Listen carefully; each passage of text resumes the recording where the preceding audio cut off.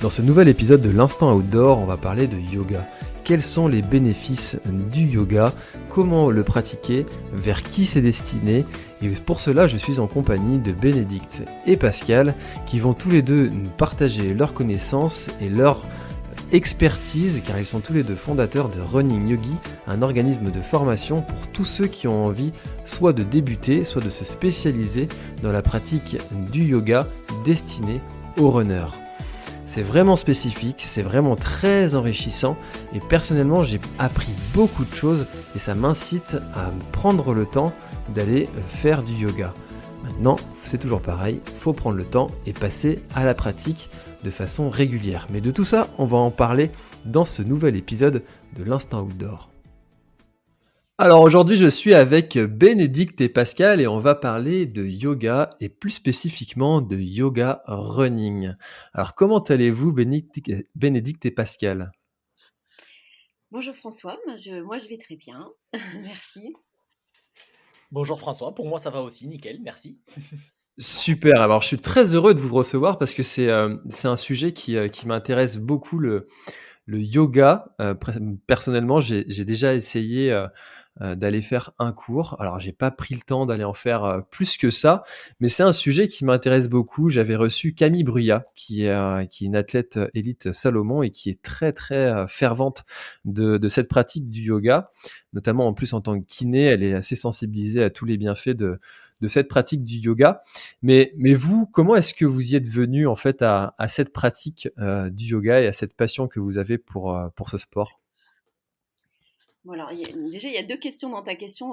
Enfin, je voudrais signaler que quand on parle de yoga, il y a beaucoup de yoga, hein. Il y a des familles, beaucoup de familles de yoga et la spécificité qu'on a, c'est qu'on pratique et qu'on enseigne le running yoga. Donc on expliquera peut-être un peu plus tard ce que c'est. Comment est-ce que je suis tombée en yoga, on va dire, et comment je suis tombée, j'ai envie de dire, amoureuse du yoga. C'est grâce à ma première fille. Moi, j'étais enceinte, donc il y a 24 ans, et j'ai été prise par la main par une copine parce que j'avais une sciatique. Elle m'a dit, viens faire du yoga, tu vas voir. J'habitais au Brésil, hein, à l'époque, donc elle m'entraîne et depuis 24 ans, je n'ai jamais quitté cette pratique. Et puis maintenant, je l'enseigne. Et le running, c'est assez bête. J'ai commencé à courir parce que ça m'a aidé à arrêter de fumer. Voilà. Et juste pour la petite histoire, il y a 2 ans maintenant qu'on commence à discuter de tout ça avec Pascal. Et avant, j'étais très timide, j'avais beaucoup de mal à parler de moi. Et en fait, je me rends compte que partager mon expérience, surtout mon expérience de femme, puisque moi j'ai 54 ans, avec d'autres femmes, eh bien, ça les aide parfois eh bien, à elles aussi à faire le pas. Oui, le yoga, c'est vraiment pour toutes, pour tous. Arrêter de fumer, c'est possible. Et le running, ça peut aider. Voilà. Génial. Bah, c'est vrai que ce sujet-là du tabac et arrêter la cigarette, c'est chacun a sa méthode et la pratique du sport en est une. Donc, bah, félicitations d'avoir trouvé ta méthode pour arrêter de fumer. Ouais, merci. Alors, et toi, Pascal, du coup, comment est-ce que tu es arrivé dans ce milieu du yoga? Ah bah c'est beaucoup moins glamour pour moi, j'habitais pas au Brésil, hein, j'habitais à Paris à l'époque. On parle de 99-2000 et à cette époque-là, eh bien, je m'étais mis en tête de me mettre au triathlon. Hmm. Donc je me suis inscrit au club de triathlon du Stade Français à Paris à l'époque et une fois par semaine, on avait un entraînement que l'entraîneur baptisait la posture, quelque chose d'assez secret, mystérieux et en fait, avec le recul, je me suis rendu compte que c'était un mix en définitive de tai chi, de qigong, de yoga et c'est en fait une séance pendant laquelle il nous apprenait vraiment à travailler en relâchement et où on faisait pas mal d'exercices d'assouplissement. En fait, grâce à cet entraînement, j'ai pu faire des progrès en définitive assez fulgurants par rapport à mon niveau qui était assez piètre, on va dire. Je nageais plutôt comme un fer à repasser, c'est-à-dire plutôt au fond de la piscine et pas très vite. En vélo, j'avais quand même pas beaucoup d'expérience non plus. Et puis en travaillant comme ça avec eux, en 1 an et demi, j'ai réussi à m'aligner donc sur le longue distance de Nice et à le terminer surtout. Et vraiment, c'est cette approche-là d'intériorisation en fait qui m'a aidé vraiment à progresser et du coup, en définitive, mon sport et mon yoga ont été relativement rapidement assez fusionnels, en quelque sorte. Donc j'ai tout de suite intégré cette pratique-là à mon activité sportive. Voilà. Mais D'accord, oui, donc tu... mais je me permets, François, de rebondir. Pour Pascal, ça a été fusionnel, alors que pour moi, j'ai mis un moment. Tu vois, je vivais mon yoga d'un côté, je vivais mon running d'un autre. J'avais le besoin de m'asseoir, de comment dire, de me tranquilliser, de me reposer, de m'apaiser avec le yoga. Et pour me défouler, je pratiquais le running. Et c'est seulement en rencontrant, effectivement, on en parlera plus tard, cette rencontre à l'école de yoga avec Pascal, que hop, on s'est dit, mais il y a quelque chose à faire. Parce que l'un nourrit l'autre et l'autre nourrit l'un. Voilà. Hmm.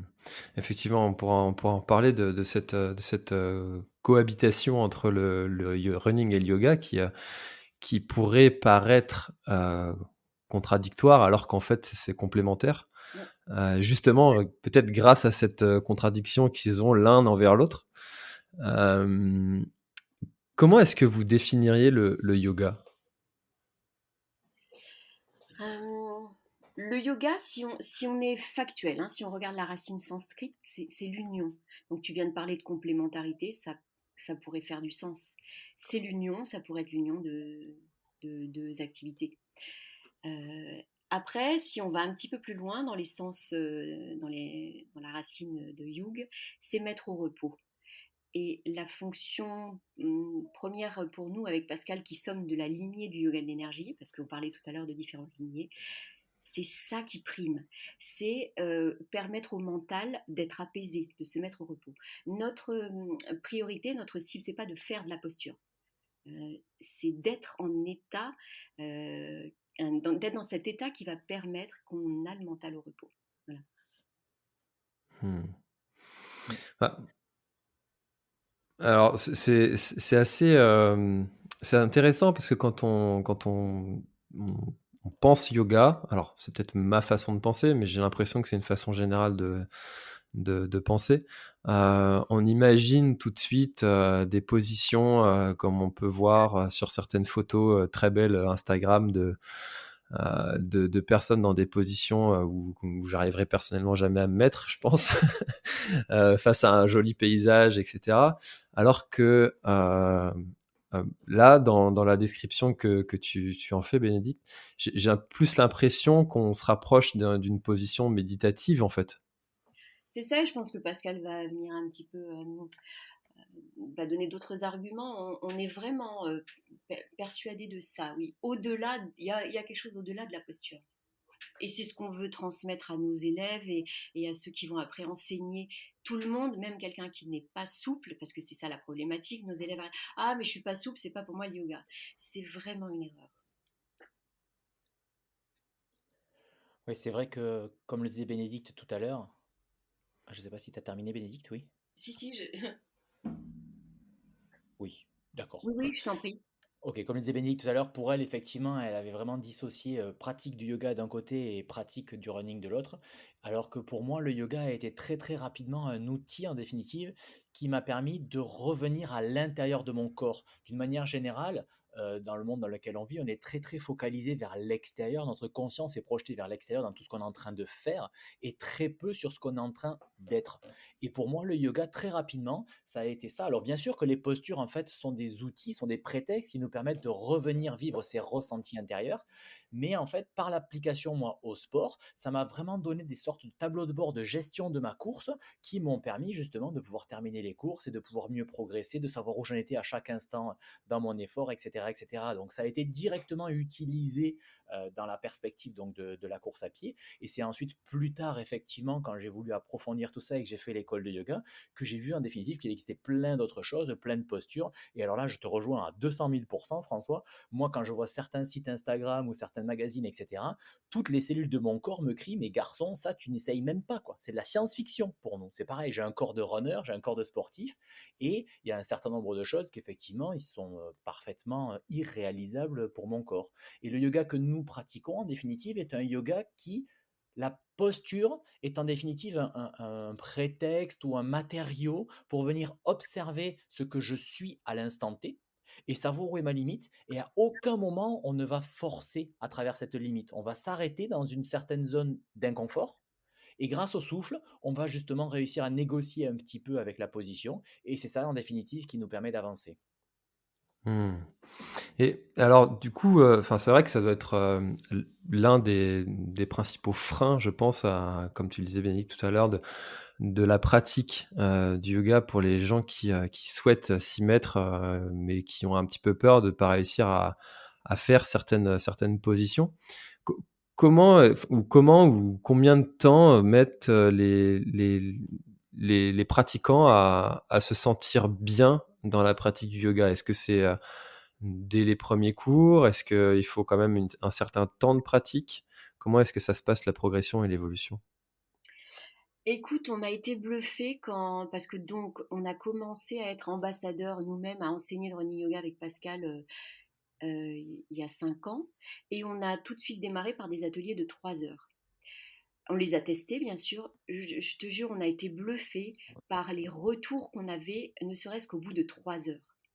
Parce que, quand tu mets quelqu'un sur un tapis de yoga pendant 2 heures, que tu le fais respirer, mais pas comme en gymnastique, tu le fais respirer en conscience, dans des postures qui sont pas forcément, comme on disait tout à l'heure, des postures, rocambolesques, et ben, il il vit des choses dans son running après de façon différente, comme le disait Pascal, parce que son tableau de bord a été changé, parce qu'il est venu respirer, comme si tu faisais un peu la poussière à l'intérieur de ton corps, ou un peu tu nettoyais tes yeux, et du coup tu vis différemment ton running. Et après, c'est tout l'objet de notre concept, hein. Pascal, si tu veux rajouter quelque chose. Oui, c'est vrai que dans notre approche, donc le yoga est un yoga qui est véritablement adapté à la course à pied. C'est pas juste des postures de yoga qui font du bien aux coureurs parce qu'on va étirer les ischio-jambiers, mettre les jambes en l'air ou assouplir un petit peu les hanches. C'est vraiment de l'ingénierie inverse, c'est-à-dire qu'on est parti d'une foulée de course à pied, on a fait l'analyse biomécanique d'une foulée de course à pied et on a reconstruit des séquences de yoga en fait qui permettent de travailler le schéma corporel du coureur et le geste technique de courir étage par étage. Donc on va avoir des ateliers qui sont spécifiquement pour le mouvement des bras, la respiration et le mouvement de la ceinture scapulaire pour le runner, des ateliers qui sont spécifiques pour le placement du bassin et du dos pour le coureur, des ateliers spécifiques pour les points d'appui et le rythme de la foulée, etc., etc. Ce qui fait qu'en fait, dans une séance de running yoga, c'est d'ailleurs 80% de temps est passé en yoga pour développer les ressentis. Et ensuite, on fait une application définitive avec quelques exercices qui sont de l'ordre de l'éducatif, qui vont permettre en définitive aux gens d'appliquer directement dans leur foulée les ressentis qu'ils auront pu découvrir sur le tapis de yoga. C'est pour ça que Mmh. donc les gens tout de suite voient le bénéfice et voient comment intégrer ça donc dans leur foulée de course à pied en fait. D'accord, OK, je comprends, ça va permettre d'avoir une meilleure aisance, ostéo-articulaire, d'avoir peut-être une meilleure foulée, d'avoir une meilleure aisance, une plus belle foulée ou d'avoir un corps plus harmonieux et disposé à aller courir.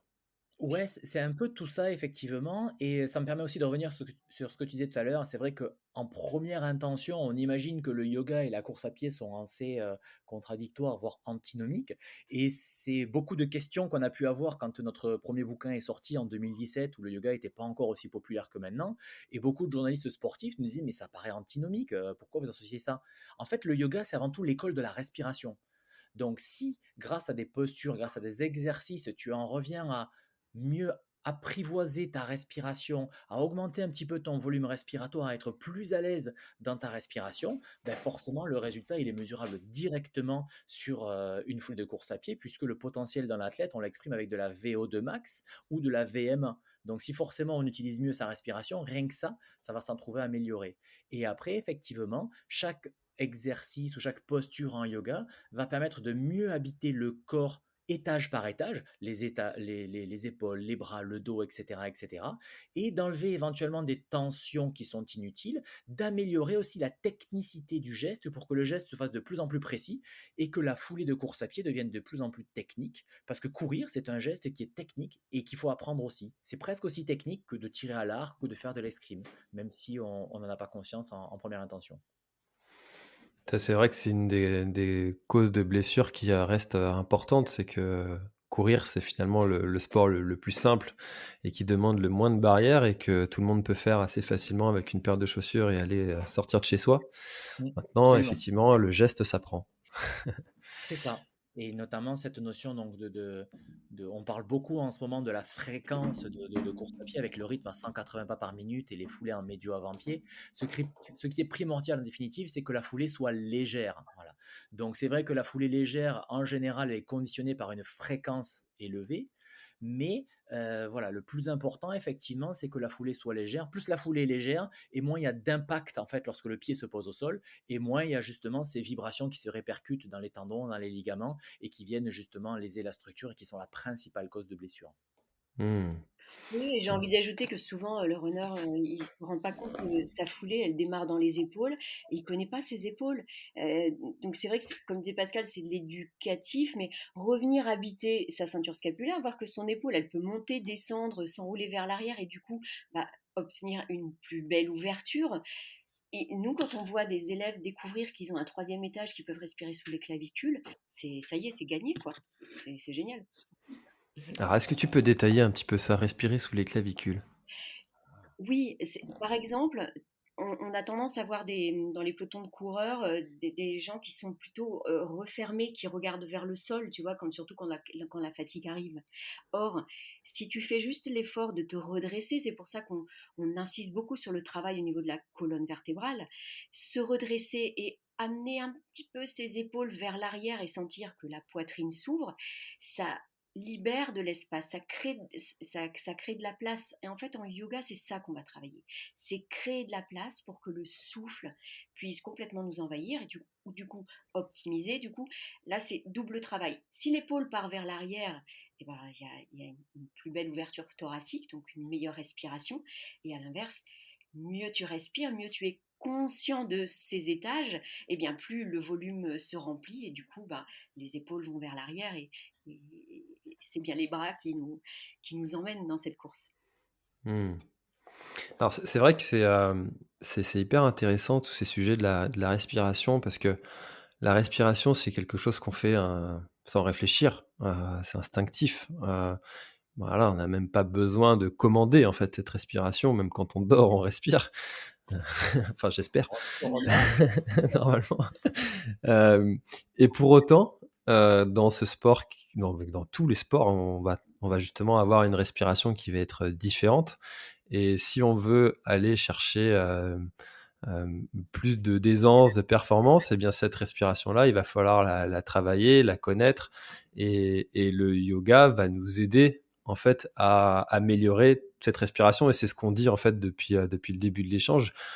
Au-delà de toutes ces positions, vous travaillez finalement l'aisance respiratoire chez le coureur. Oui, comme l'a dit Pascal, c'est une excuse la posture. On est bien obligé parce qu'on va pas passer 1 heure, 2 heures juste à respirer. Donc, et puis après, bon, la posture, elle a son utilité, hein, évidemment, s'assouplir, se relâcher, etc. Mais avant tout, et tu le disais tout à l'heure, c'est cette prise de conscience. Avant de travailler quelque chose, il faut en être conscient. Comme tu dis, on respire tous, voilà. Déjà, la découverte, souvent chez les runners, c'est apprendre à se poser et se regarder, s'observer, respirer. Déjà, là, ils découvrent que, ah bah tiens, mince, j'inspire, il y a un petit temps de pause, j'expire, il y a un petit temps de pause. Déjà, observer ça, c'est ta base de travail. Une fois que tu apprivoises, après, tu peux aller chercher effectivement toutes ces centaines de techniques respiratoires qu'offre le yoga. Mmh. Alors c'est hyper intéressant tous ces sujets de la respiration et sur le bien-être en fait que va apporter, le sport et la déconnexion aussi, alors quand, moi je me suis lancé dans l'intérêt du yoga, c'était aussi pour aller chercher un sport qui allait, m'apaiser un petit peu, me détendre, parce qu'on a tous des vies à 10 000 à l'heure et quelque chose qui a été très compliqué, pour moi dans cette première séance, c'était d'arrêter, le flux de mon cerveau à penser à tout ce qui à toute la vie en fait qui continue. Hem, Ça c'est quelque chose que le yoga aussi va travailler d'arriver à être dans le fameux ici et maintenant, ou c'est pas vraiment l'objectif principal? Alors là, on rentre vraiment dans le cœur du sujet, donc Pascal, t'interviens quand tu veux, parce que là, c'est le moment de parler de running yoga. Et si tu veux la différence entre... Alors toi, François, tu as été suivre un cours de yoga avec un prof de yoga traditionnel, j'imagine. C'est très différent que d'aller suivre un cours de yoga avec un prof qui enseigne le running yoga. Parce que ce prof-là, c'est un runner. Il a le running, le trail dans la peau. Il sait ce que c'est que d'en chier. Il sait ce que c'est voilà, c'est un runner avant tout.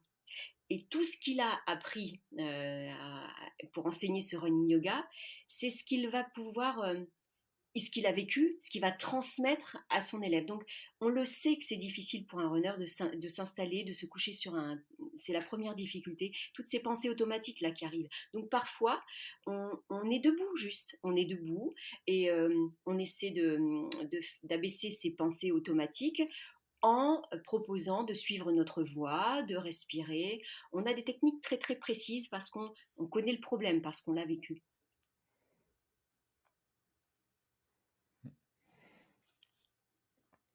Pascal, je te laisse Pardon, intervenir je vais si. compléter. Oui, j'avais un petit passage à blanc là, je ne savais pas si elle allait terminer. C'est vrai que là, oui, c'est vraiment le cœur du yoga. Comment faire justement pour empêcher ces pensées un peu qu'on appelle les pensées parasites. Souvent, elles ne sont pas parasites, c'est juste qu'elles ne sont pas là au bon moment, quoi. C'est exactement là où la posture en définitive intervient. Tout comme quand on court, à un moment donné, quand on rentre dans une certaine intensité d'effort, eh ben, on est obligé de se concentrer sur notre corps, notre respiration et sur l'effort qu'on est en train de faire, et du coup ces pensées-là n'y sont plus. Eh bien c'est là que la posture de yoga peut intervenir aussi, en mettant des postures qui peuvent être de plus en plus complexes, pas forcément compliquées. On parle de complexité parce qu'en fait, ce qu'on va proposer, c'est simple, mais c'est pas facile. Voilà. Et donc, ça oblige de se concentrer sur ce qu'on est en train de vivre, ce qu'on est en train d'être, ce qu'on est en train de respirer. Et c'est là où, justement, étant pleinement concentré sur le corps grâce à la posture, eh bien, les pensées, justement, les pensées qui surviennent sans qu'on leur demande quoi que ce soit, eh bien, peuvent justement venir un petit peu en silence. C'est en ça que la posture est justement un prétexte, un support, parfois, régulièrement, pour justement atteindre cet état de ici et maintenant. Et comme le disait Bénédicte, en plus, oui, dans le running yoga, on a tous ce background commun d'être avant tout des runners et donc de connaître effectivement un petit peu ce qu'on vit les uns les autres et de pouvoir s'appuyer justement sur ce vécu-là pour aider les gens qui viennent à nos cours à rentrer plus facilement dans cet état de présence à eux-mêmes. Parce que c'est vrai que certains cours de yoga qui sont du yoga pur et qui sont aussi très très intéressants peuvent parfois être un peu difficiles d'accès pour des runners qui ne sont pas habitués à ces ambiances-là, on va dire. Mmh. Alors depuis le début, c'est vrai que vous parlez, pas mal de vos cours et j'aimerais savoir qui c'est, les gens qui viennent pratiquer vos séances, alors vos ateliers, vos formations. C'est des coureurs, ce qu'on appelle récréatifs qui sont là pour, plus l'entretien, physique et mental, ou c'est des gens qui vont rechercher la performance? C'est qui? Bon, alors moi, je vais parler avec mon cœur et après, je laisserai Pascal, qui s'occupe plus du recrutement, t'en parler. Ce sont des gens formidables.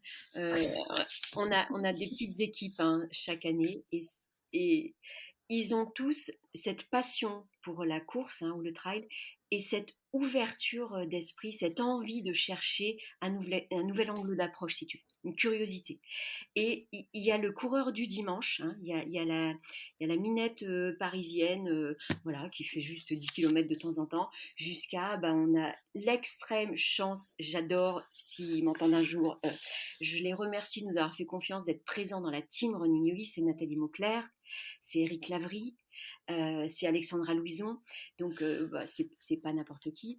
Et, et voilà, ils ont pas compris, mais ils adhèrent à autre chose. Voilà, c'est ça. Effectivement, Eric Lavry que j'ai reçu dans Café Trailer, c'est loin d'être n'importe qui. Donc on salue Eric, s'il a l'occasion d'écouter notre échange. Alors du coup, Et Pascal, Nathalie je te Mauclair laisse. aussi, notre première égérie, qui a été la première à nous faire confiance. Je ne sais pas si tu l'as cité, j'ai eu un petit une petite coupure à ce moment-là. Voilà, Nathalie a été la première à nous rejoindre dès 2019 aussi. Donc, oui, on a la chance d'avoir des athlètes élites, vraiment, des membres de l'équipe de France, qui nous accompagnent sur ce chemin quasiment depuis la première heure. Et pour nous, c'est une reconnaissance importante de voir qu'effectivement, on l'avait pressenti, que le concept pouvait s'adresser depuis le débutant jusqu'au sportif élite. Maintenant, ni Bénédicte ni moi ne sommes des sportifs élites, donc on n'a pas pu le vérifier Oui, non.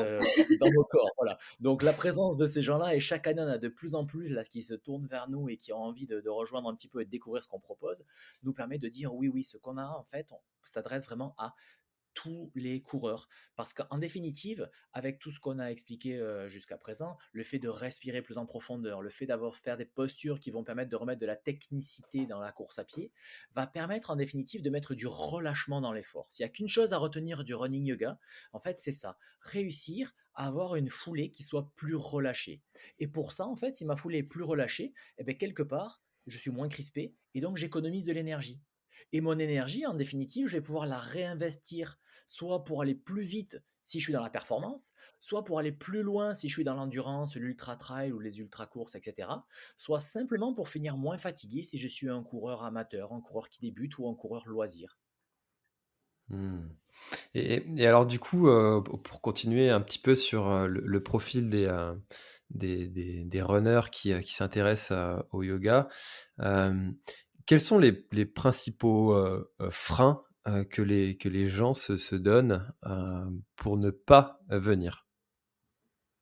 Oh bah, le tout premier, c'est ça: «Oh mais je suis pas souple, je suis raide comme un piquet, donc le yoga, c'est pas pour moi». Il y a vraiment dans l'esprit, dans la et ça mais ça commence à changer, hein. Je suis raide, donc le yoga, c'est pas pour moi, et quel dommage, parce que au contraire, j'allais dire, c'est presque au contraire, le yoga, il est fait pour vous. Parce que je dis pas que dès, même au bout d'un an, vous allez réussir à toucher, le sol avec vos mains, ouais, mais il va y avoir une progression, ça va se sentir, et donc ça fait du bien, quoi. Si tu veux rajouter quelque chose, Pascal? Oui, oui, vraiment, on bataille. Là, je crois que le mot est suffisamment ferme et fort pour exprimer ce qu'on fait vraiment avec Bénédicte. On bataille pour bien faire comprendre que malgré tout ce qu'on peut voir, entendre et lire sur le yoga, c'est l'outil. Et l'humain, c'est ce qui est important. Donc, c'est à l'outil à s'adapter à l'humain et pas à l'humain à rentrer dans un cadre et dans un stéréotype. Parce que ce yoga qui a été inventé il y a plus de 2000 ans pour des Indiens, par des Indiens qui vivent sous des climats et des latitudes différentes des nôtres, forcément qu'il n'est pas directement applicable à des Occidentaux du 21e siècle. Et c'est là où justement en running yoga, on a adapté ce yoga, on va dire, traditionnel, en gardant les valeurs du yoga traditionnel, notamment de bienveillance, de relâchement, de respiration, etc. Mais on l'a adapté à la réalité d'un occidental du 21e siècle. Et c'est en ça que, justement, ça permet aux gens de progresser, c'est que on ne leur demande pas de faire des trucs qui sont impossibles pour eux, mais on leur propose des outils différents jusqu'à ce qu'on en trouve un qui corresponde à ce qu'ils sont et qui va les aider justement à progresser. Bien sûr, ça ne se fait pas comme ça du jour au lendemain. Comme pour toute activité, il faut de l'assiduité et il faut pratiquer régulièrement. Il vaut mieux pratiquer 5 minutes de yoga tous les jours que 1 heure par semaine. Hmm. Ouais, ça c'est le même concept pour le running. Il vaut mieux faire une demi-heure Exactement. tous les jours Voilà, que... l'assiduité plus que l'intensité. C'est un truc que je répète et que je répète et que je répète. Il vaut mieux être assidu que faire des efforts sporadiques mais très intenses.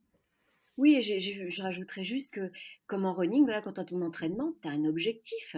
Eh bien, en running yoga, quand tu veux faire ton yoga spécifique pour ton running, tu as un objectif dans la séance. On vient pas juste s'installer sur le tapis, faire une, deux postures, tiens, respirer. Voilà, non, non, il y a, et quel, déjà, il y a l'écoute de ce que vient rechercher. Toi, François, par exemple, si tu viens à un cours de running yoga, bah, tu vas nous exposer ta recherche, et du coup, on va élaborer ce qu'on appelle le TOPC, et on va trouver pourquoi et comment atteindre ton objectif pour toi, pour ton profil. Voilà.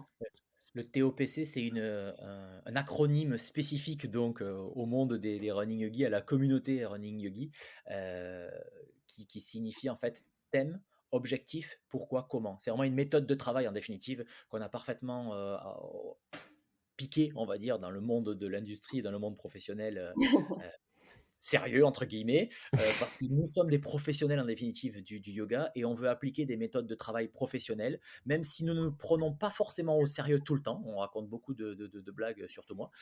Nous sommes malgré Bon. tout des professionnels et on est sérieux dans ce qu'on fait. Donc effectivement, quand quelqu'un vient nous voir ou quand nous on propose ces formations, eh bien on a des objectifs, on explique pourquoi et on explique comment on va les atteindre en définitive.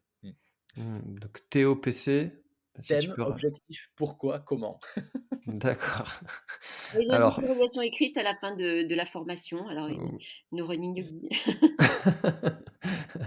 alors, vous retrouverez un quiz sous l'épisode du podcast et pour Voilà. vérifier. Et je prends les billets pour les. Yes.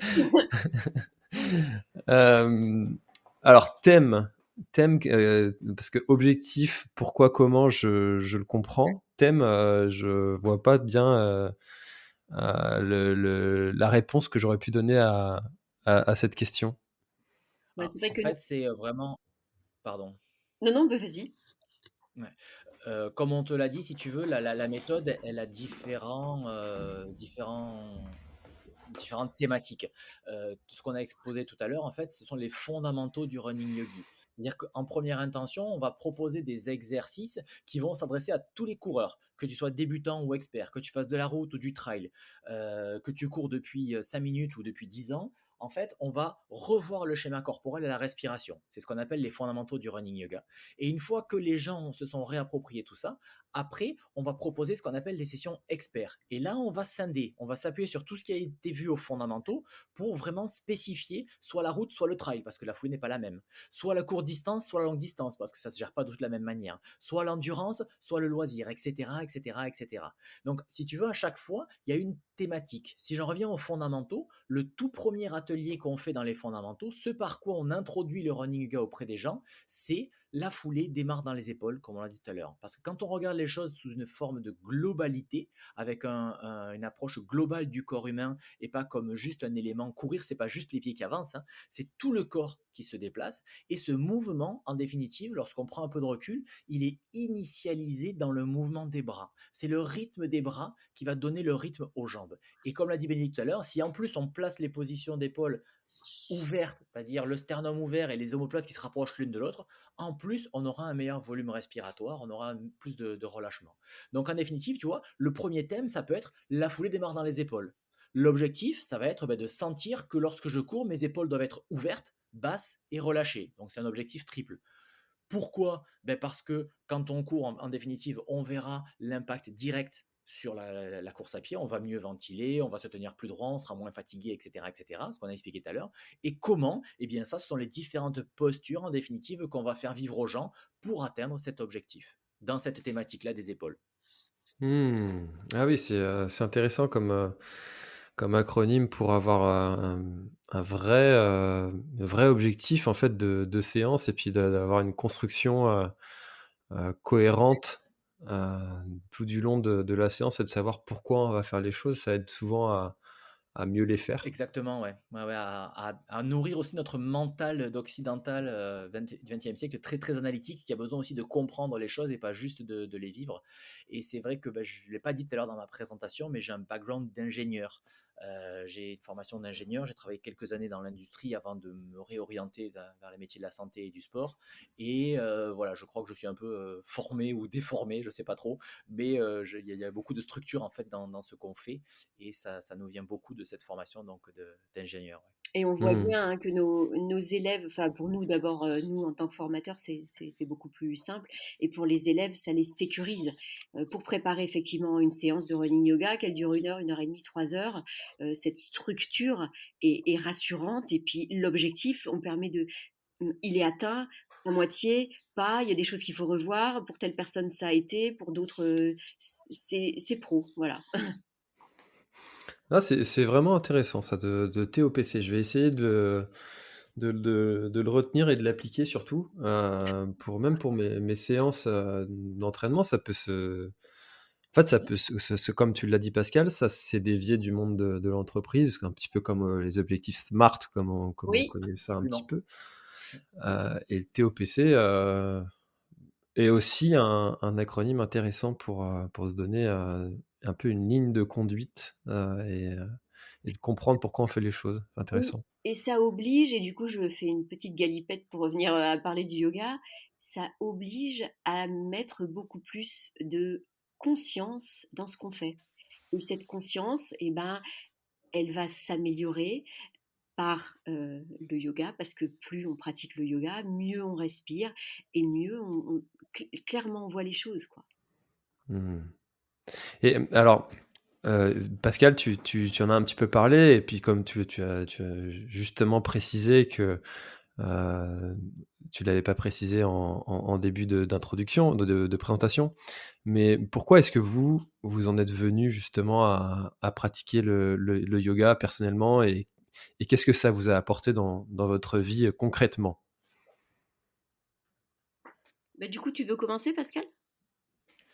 Eh ben d'accord, alors puisque j'y suis. Donc moi, j'ai touché le yoga du doigt donc par la pratique sportive et c'est vrai que c'est surtout pour la pratique sportive que j'ai continué, hein, parce que j'ai vu vraiment que ma progression, elle était, comme je disais tout à l'heure, fulgurante, vraiment. J'ai pu, réaliser des objectifs sportifs que j'aurais pas imaginé atteindre, grâce justement à cette approche-là du yoga et puis à un moment donné, il a fait partie de ma vie et il en sort plus vraiment parce que je pourrais pas te répondre de manière précise concrètement ce que ça m'apporte, mais grosso modo, pour moi, le yoga, c'est, heu, ça paraît un peu pompeux, mais c'est vraiment un outil de libération individuelle. Ça m'a vraiment appris à mieux me connaître en définitive. Pour moi, le yoga, c'est pas juste aller mettre les mains au sol, c'est pas juste effectivement faire des postures, c'est vraiment me plonger dans des états, alors par le biais de postures et par le biais d'exercices, des choses comme ça, mais en fait, à chaque fois que je suis sur mon tapis de yoga et que je vis des postures et que je vis des exercices de respiration ou autre, eh bien, en définitive, je me retrouve face à moi-même ou avec moi-même. Et progressivement, ça m'a vraiment permis de mieux habiter mon corps, de mieux habiter mon esprit, d'être plus au clair avec moi-même, d'être plus serein au niveau de mes émotions, de mieux gérer tout ça, de mieux vivre en définitive tout ça. Et de prendre du recul par rapport aux choses, de plus être dans la réaction instantanée, là, dès qu'il y a quelque chose qui arrive vite, de réagir à 200 à l'heure, mais hop, il y a toujours un petit temps qui me permet de prendre un peu de distance, être un peu plus zen, un peu plus cool par rapport à tout ça. Donc c'est vraiment moi un outil qui m'a permis d'être un humain un peu différent, en fait. Voilà. Mmh. C'est intéressant cette prise de recul, sur la vie en général et sur cette zen attitude que ça t'a apporté un petit peu, Voilà. la Après, ça pratique fait du yoga. 20 ans que je pratique aussi, donc ça c'est pas du jour au lendemain. Et chaque jour, je découvre encore des nouvelles choses, hein. Chaque fois que je vais sur le tapis, il y a des nouveaux espaces qui s'ouvrent. Voilà, c'est un long chemin. Ouais, j'imagine. Mais comme je disais tout à l'heure, voilà, heu, quand on a fait l'école, on nous apprenait que pour être prof de yoga, il faut pratiquer au moins 1 heure par jour, blablabla. En fait, voilà, nous, ce qu'on dit, on a tendance un petit peu à être iconoclaste sur beaucoup de choses et à démystifier un peu tout ça. Un peu, c'est mieux que zéro. Voilà. Donc tous les jours un petit peu, c'est mieux que d'en faire, beaucoup, une fois de temps en temps. Oui, Mmh. j'ai envie d'ajouter, mais bon, moi j'ai quelques années de plus que vous, mais après c'est un état d'esprit. Pascal le disait tout à l'heure, hein, c'est l'état de yoga, c'est un état de yoga. On ne fait pas du yoga. Moi, il y a des jours, je pratique pas, mais en fait, je suis en yoga parce que je m'installe, c'est de la méditation. Euh, et puis il y a des jours où je vais faire la phrase du running yogi, c'est un enchaînement de postures. Les 18 préliminaires de Roger Clair, c'est un enchaînement de postures en yoga de l'énergie. Mais il y a des jours où je le fais pas, ça veut pas dire que je suis pas en yoga. C'est un état d'esprit, c'est une philosophie de vie plus qu'un outil pour moi.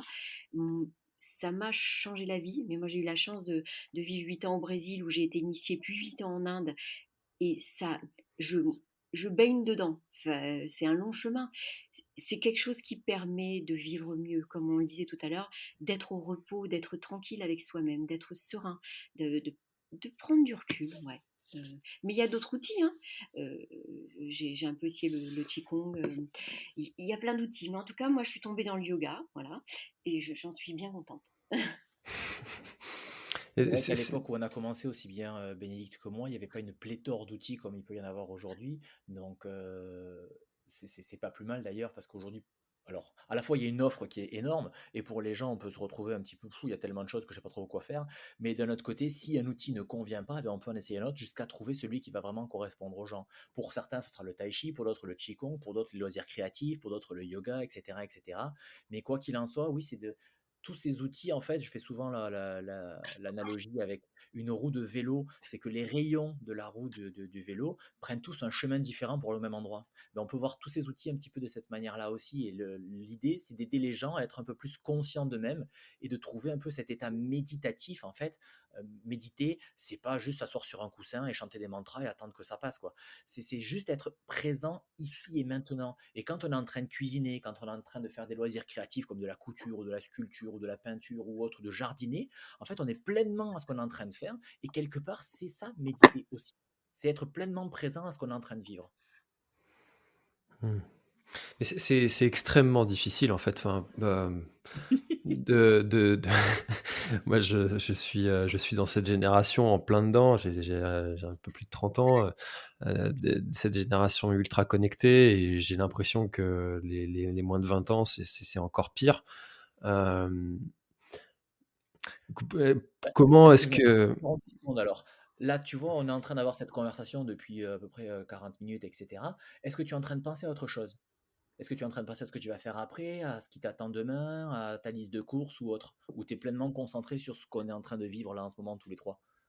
alors je suis obligé d'être pleinement concentré sur notre conversation, sinon ce serait très, très compliqué pour pouvoir vous poser des questions Eh bien, c'est et une forme de méditation, ça, François. Voilà. mmh. Tu es pleinement présent à ce moment qu'on est en train de vivre, tout comme moi, là, je suis pleinement concentré sur, en face de mon écran, à écouter ce que tu dis, à réagir à ce que dit Bénédicte, etc. Et c'est une forme de méditation, une méditation, on va dire, de premier niveau, c'est une concentration. Et ça commence par ça. On concentre la conscience ou l'attention sur un point pour éventuellement plus tard accéder à l'état de méditatif qui est presque un état qui est plus passif. Mais là, comme tu dis, on est obligé d'être concentré et c'est le premier pas. Oui, Mmh c'est mh. vraiment, c'est important ce que dit Pascal et Voilà. parce qu'il le disait tout à l'heure, on est un peu, hors norme quand on dit ça. Il y a pas besoin de s'asseoir forcément sur un coussin, chanter zazen, pour être en état de yoga ou pour méditer. Là, avant de préparer ton podcast, tu peux t'asseoir 2 minutes sur ta chaise, t'observer respirer et ben, c'est ce que je dis à mes filles, qui ont voilà, qui ont 25. Il n'y a pas besoin de faire grand chose. Et on oublie aussi un truc, et ça je le répète à tous nos enseignants de running yoga, c'est un truc que disait Guy Corneau, c'est un philosophe québécois qui est mort maintenant. On se lève tous le matin pour être heureux, quoi. Il n'y a personne qui se lève le matin en disant bon putain je vais être malheureux aujourd'hui. Alors, qu'est-ce qu'on met en place chacun, chacune pour être heureux? Bah, parfois c'est pas grand chose, mais déjà se poser la question c'est pas mal. Mmh. Non, mais c'est hyper intéressant parce que c'est, le on en revient un peu à qu'est-ce qu'il faut faire pour être heureux? Qu'est-ce que le bonheur? Qu'est-ce que toutes ces questions-là, tous ces sujets-là et c'est en ça aussi parfois quand je dis que de faire ces enregistrements-là, moi ça me fatigue énormément parce que ça demande justement cette concentration de savoir qu'est-ce que mes auditeurs vont vouloir avoir envie d'entendre, qu'est-ce que vous vous dites et comment rebondir. Et cette concentration-là, en fait, elle demande beaucoup d'énergie et je crois que notre cerveau, il aime plutôt la facilité et l'instantanéité. Et c'est peut-être pour ça, en fait, que c'est si difficile de se concentrer aussi longtemps et puis maintenant avec tous ces smartphones qui nous clignotent devant les yeux, ça devient de plus en plus compliqué en fait d'arriver à cet état de concentration. Ouais. Et finalement, le yoga nous aide à retrouver en fait cette faculté de concentration.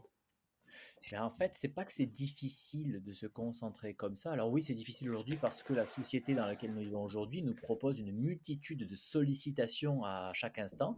Et donc, notre temps de concentration sur une tâche est de plus en plus réduit. Et on va de plus en plus vers le multitasking, hein, d'être multitâche. Et on nous vend ça comme quelque chose de très, très bénéfique. En définitive, ça va à l'encontre de ce qu'on est en tant qu'être humain. Il faudrait réussir à se concentrer sur une seule chose à la fois. Mais... euh, comment dire ça? Euh, Je vais faire l'analogie avec le sport, par exemple. Tu dis que ça t'est difficile, effectivement, que tu ressors de là, tu es fatigué.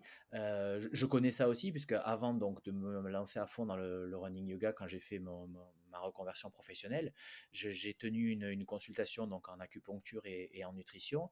Et effectivement, lorsque j'étais avec un patient pleinement. Pendant 1 heure, tu es avec une personne, tu es concentré sur ce qu'elle dit, etc., etc. Et ça demande beaucoup de présence, on va dire. C'est vraiment une sorte de présence à ce qu'on est en train de faire. Eh bien, tout simplement, ça nous fatigue parce que on n'est pas entraîné. Tout comme quand tu n'as pas l'habitude de courir, tu te mets à courir, tu vas courir 10 bornes, tu vas être crevé. Quand tu as l'habitude de courir, tu vas courir 10 bornes comme tu vas chercher ton pain le matin en fait. C'est une question d'entraînement. Et plus on va s'entraîner justement à cette concentration, à cette présence, parce que là effectivement on est concentré mais on est un peu tendu. Moi je suis un peu concentré sur mon écran d'ordinateur, etc., etc. Mais en même temps j'essaie aussi de relâcher ma position, d'être conscient de ma respiration. Et ça c'est le yoga qui me permet de prendre conscience de tout ça. Je peux être à la fois concentré et intérieurement détendu.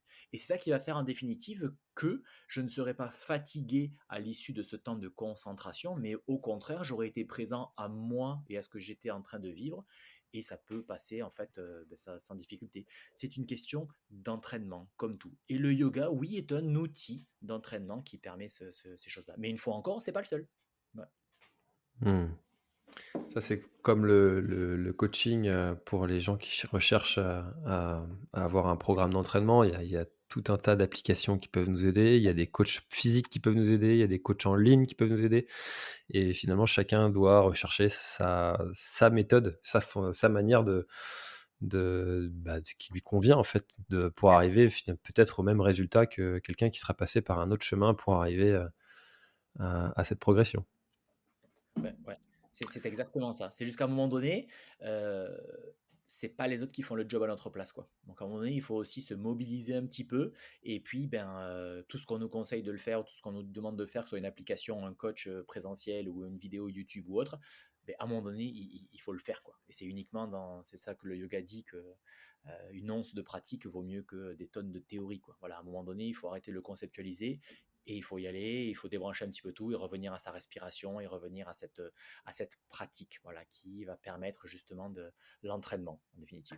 Oui, et puis après, il faut pas trop en faire parce que sinon, c'est trop. Moi, j'aime bien l'image que Pascal prend souvent, c'est quand on tient ses couverts, on les tient pas serrés un maximum, là, le couteau et la fourchette. Et c'est là la difficulté. Je pense, il y a pléthore d'applications pour nous aider. Mais si on s'y lance à corps perdu, qu'on fait toutes ces applications, on va faire un burn-out de coaching. Le dosage et cette clairvoyance, j'allais dire, ces décisions qu'on prend par rapport à qu'est-ce que je vais faire pour moi, cette, elle, elle, elle nous est amenée par cette pratique, cette discipline. Oui, oui, c'est un effort, oui, il y a un peu de travail quand même, qu'est le yoga ou une autre discipline, mais c'est le même chemin, oui.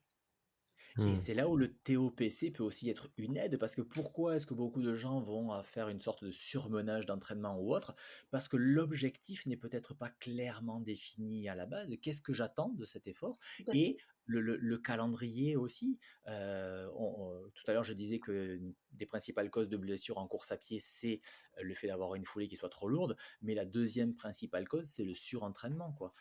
Surentraînement parce qu'en définitive, on ne sait pas trop, on n'a pas confiance, on ne sait pas, on veut y aller dans l'intensité, on ne regarde pas les choses sur le moyen ou sur le long terme, et au final, on en fait trop. Voilà, donc juste réussir à trouver le juste milieu, savoir se positionner par rapport à ça, c'est pas évident. Ouais, c'est pas évident. Ah, c'est sûr, hein, c'est tout un juste équilibre à trouver et puis à appliquer aussi, à garder aussi cette rigueur et comme on le disait tout à l'heure, l'assiduité de la pratique régulière.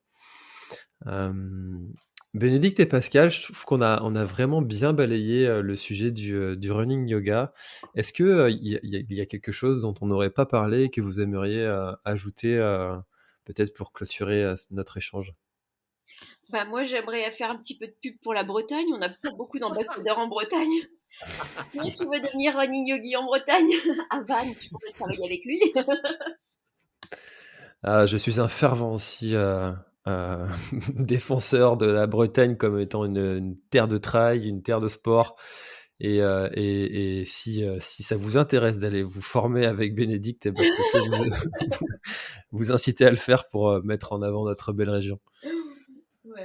Oui, J'adore. et moi, voilà, ouais, je voudrais ajouter aussi le fait, c'est vrai qu'on a parlé beaucoup de technique, ou en tout cas au niveau humain, on a parlé nous à titre personnel, mais vraiment ce running yoga, il y a ce concept de sérendipité qui vient par rapport à ça. On a commencé, Bénédicte et moi, à faire ça pour nous.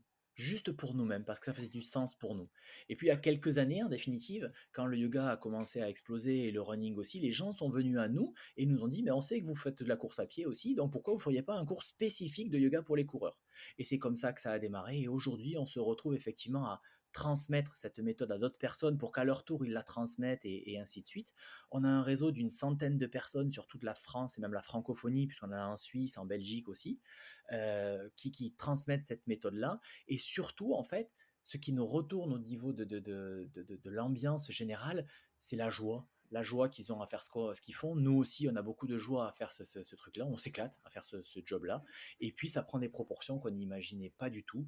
Et avec une dimension humaine qui est vraiment très, très, très importante. Il y en a beaucoup dans le réseau qui appellent ça, pas le réseau Running Yogi, mais vraiment la famille Running Yogi. Ils ont à cœur de se retrouver. Ils ont la joie de se retrouver ensemble, de partager des choses, etc., etc. Et le week-end qui vient, justement, oui, alors tiens, c'est peut-être pas bon.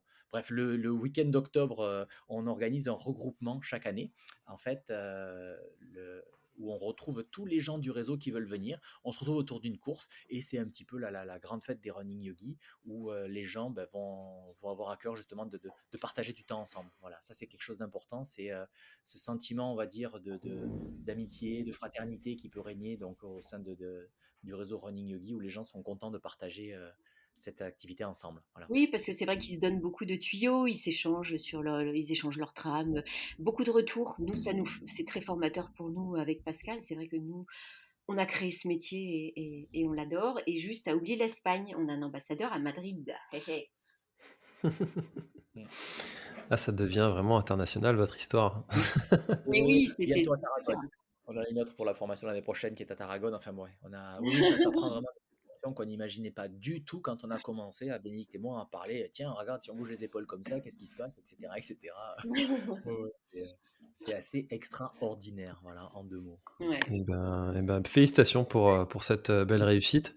Merci d'avoir partagé votre passion. Ça se sent que vous êtes habité par ce que vous faites et ça fait plaisir à entendre. J'espère que les auditeurs auront pris autant de plaisir que moi à découvrir votre activité. Et merci pour votre temps que vous avez consacré à cet enregistrement ensemble. Bon, merci beaucoup François, c'était très très très agréable. Voilà, je te souhaite bientôt peut-être, hein. Quimper, c'est pas loin de Vannes. Pour une séance en présentiel avec grand plaisir. Merci beaucoup François, effectivement, pour ton temps à toi aussi et pour ton intérêt pour notre approche qui est un petit peu en dehors des sentiers battus, c'est vrai. Voilà, mais pour nous, c'est vraiment important de pouvoir en parler aussi. Et comme l'a dit Bénédicte, elle a beaucoup répété, battre un petit peu en brèche le fait que le yoga, c'est pas pour moi. Voilà, le yoga, c'est vraiment pour tout le monde. Et c'est un outil vraiment extraordinaire. Ouais. C'est une très belle conclusion. Merci beaucoup à vous deux et à très bientôt. Merci François, bye bye. Au revoir. Bye. Au revoir. Cet épisode est maintenant terminé, merci de l'avoir écouté jusqu'au bout et si vous êtes encore là, c'est sûrement qu'il vous a plu, alors n'hésitez pas à le faire savoir autour de vous, c'est la meilleure façon de faire connaître le podcast L'Instant Outdoor. Parlez-en, partagez les épisodes, merci beaucoup pour votre fidélité et à très bientôt dans un prochain épisode.